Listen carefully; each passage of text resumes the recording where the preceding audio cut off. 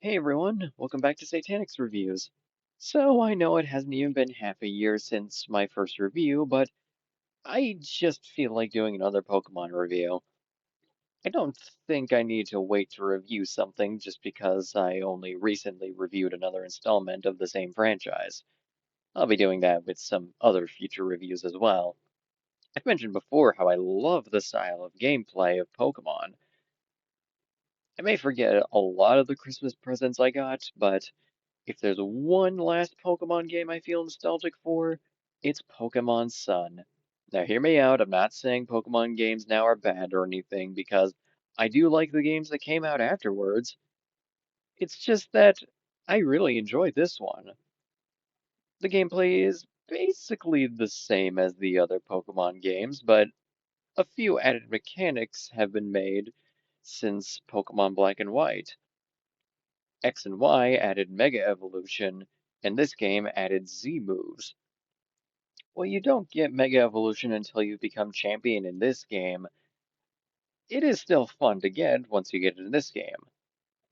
Either way, Mega Evolution is where I started asking, did Pokemon just take inspiration from Digimon for once instead of vice versa?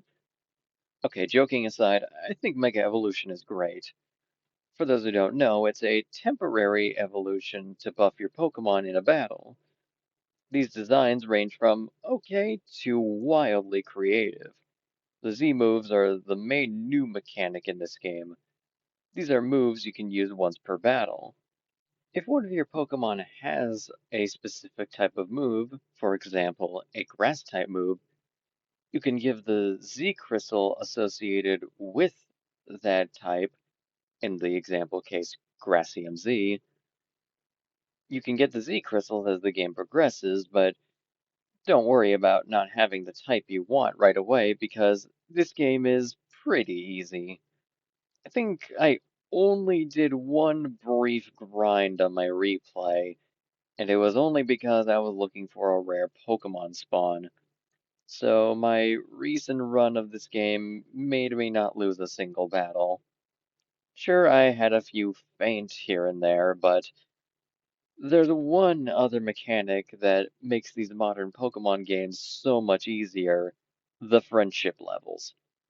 Pokemon X and Y introduced Pokemon Ami, where you can feed and pet your Pokemon like it's a goddamn Tamagotchi game, only minus the excessive attention. Once they've reached maximum happiness, a lot of stuff happens. Their critical rates increase, their evasiveness increases, there's a chance that they'll endure a hit so that they don't faint, and they can sometimes shake off status effects. Also, there's almost no reason for status effect items in this game because literally after every battle, you can press that Pokemon refresh button to heal them for free.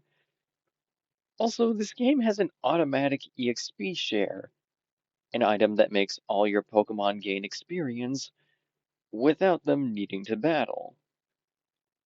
A lot of people might think of all these mechanics as a way of making this game way too easy, but I argue they only exist for those who want an easy way to play these games. After all, that was my biggest complaint about Pokemon Black and White. Speaking of which, this probably has my best story since Black and White. I won't say it's better, but I've actually been finding it difficult to decide which story I like more. I do like the villains in Black and White more, but I like the characters in this one more. Sure, they're not as developed as something on par with like a cinematic classic, but for a Pokemon game, these characters get a lot of development. And I think it's needed considering how disappointing X and Y's cast and story were, but also how well developed Black and White's storytelling was. First, there's your rival, How, who I have to mention is a rare freaking time that your male rival is actually nice to you all the way through. Don't get me wrong, my favorite rival is still Silver from Gold and Silver and Heart Gold and Soul Silver, but knowing some of these newer rivals aren't just jackasses or edgy kids is very welcome. While House starts off good, he becomes great during the last third of this game. Without giving away too much, he ends up learning that he has to get stronger because of how he's letting down his friends. It's a lot like Bianca from Pokemon Black and White, but the way this game handles How makes him stand out as his own unique thing. It's a very refreshing take, and I wish some other male anime characters would have this sort of development arc.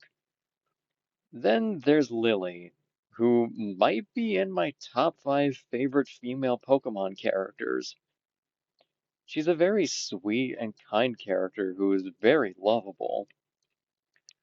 With that said, she gets a major change during the last third as well. It's possible that people who have played Pokemon Masters EX might already know what I mean, but I won't give it away to those who don't know.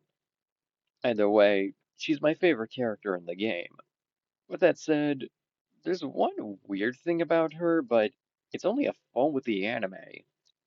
In this game, she doesn't like Pokemon battles, even though she still supports those who do participate in them.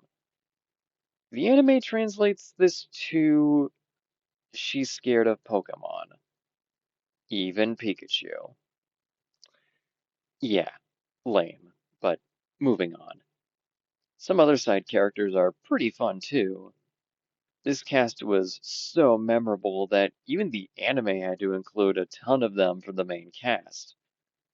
Aside from Lily, the ones that became the main cast include Malo, Lana, and Kiawe. Weirdly enough, people really seem to like Lana, and in ways that I can't discuss on YouTube because it's pretty disgusting if you ask me. Lana's fine and all in this game, but I don't remember her as much. I will say I remember her more than Kiawe, though. Again, he's fine and all and has a good design, but I don't see why he became a mainstay for the anime. Mal is the only one I remember out of the three. She's a cute character with some pretty funny moments. There's also Acerola, who I swear has the face that looks like Konata Izumi from Lucky Star. So I just hear Wendy Lee's voice whenever she says anything in this game. Mina's a character who took me a while, but now that I've seen her in Masters EX and this game from my replay, I started to realize that she's so strange and so bizarre that she's becoming another favorite of mine for just how weird she is. I love weird random characters, and you can definitely argue that's basically what Team Skull is in this game. So here's the interesting thing about Team Skull. When I first played this game, I kind of thought they were one of the weaker parts of the game. I was just so tired of the comedic villain teams in these games because I just wanted another Team Plasma again. Well, not only did I get my wish, for those who have played the game know what I'm talking about, but I played this game again and yeah, I hate to admit it, Team Skull really did grow on me. I think it's because when this game first came out, I was so distracted by how it's very clearly what the grunts are supposed to represent. Seriously, I am not shocked that there were so many memes surrounding these characters. So that was what was bothering me about this team. But that's exactly what I love about them. I said to myself, don't take it seriously. Then I just found their comedy hilarious. The way these characters try to so desperately act cool when they very clearly suck at their job got me laughing quite a bit. Pretty much everything around these guys is fun, from their designs, their themes, and even their leaders, Plumeria and Guzma. Guzma especially is pretty over the top and goofy. I think even when I wasn't enjoying Team Skull, I was admitting he was fun. Sure, he's not the least bit intimidating, but at least it looks like the creators had fun writing and animating him. As for most of the other cast in this game, Christ, I don't know how much I can discuss without spoiling. The last third of this game really buckles down and shows you a lot of drama and even some pretty intense moments for a Pokemon game. It's one of the rare times I can say that the heroes in a Pokemon game are just as good as the villains. While I personally still prefer the 2D graphics of the DS games, specifically the Gen 4 games, I really like the 3D look of this game. Okay, some of the Pokemon models look weird, but this is probably the best looking 3D Pokemon game. I personally didn't think that much of the look for Gen 6's games. I mean, I don't think they look bad, but I didn't think they looked that great either. But this game's look impressed me. If anything, it's pretty odd considering that this game actually looks better than the Pokemon games that came afterwards. Again, I don't think they look bad, it's just, man, do I appreciate the 3DS for reasons like this. Now, Gen 5 already looks cinematic at times, but this game brings that to a whole new level. Several cutscenes emphasize that this is just a big story. There's also an added twist about the gyms, but once again, I won't give away to those who don't know. Next, the mandatory music discussion.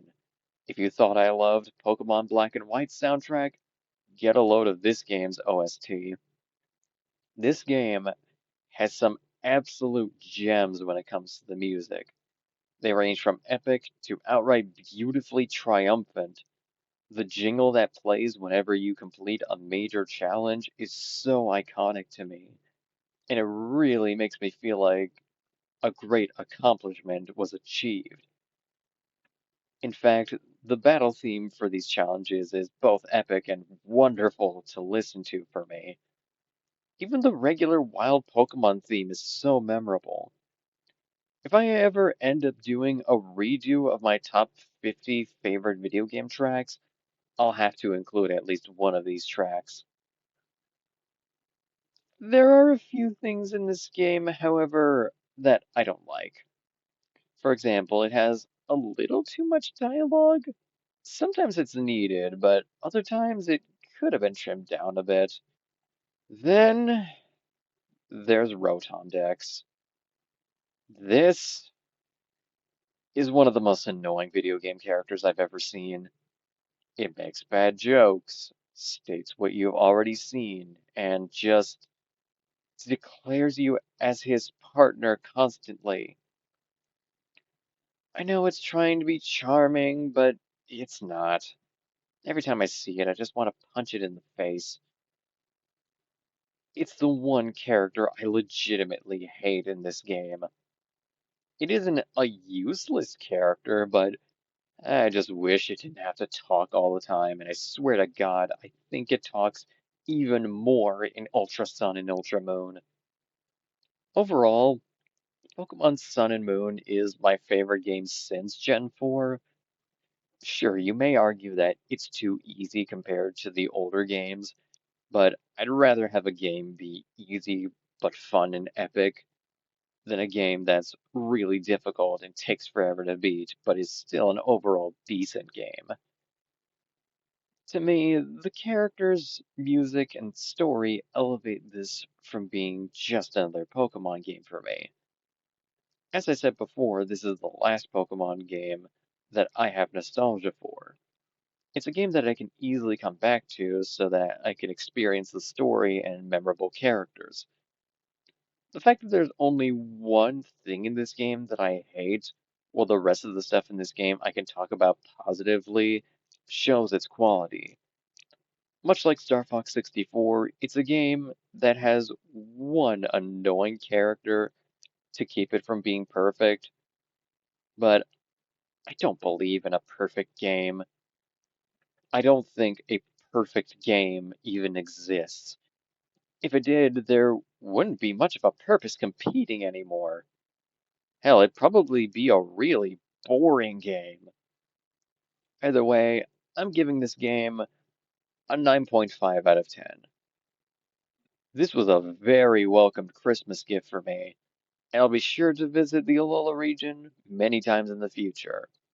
Thanks for watching. Till then, everyone.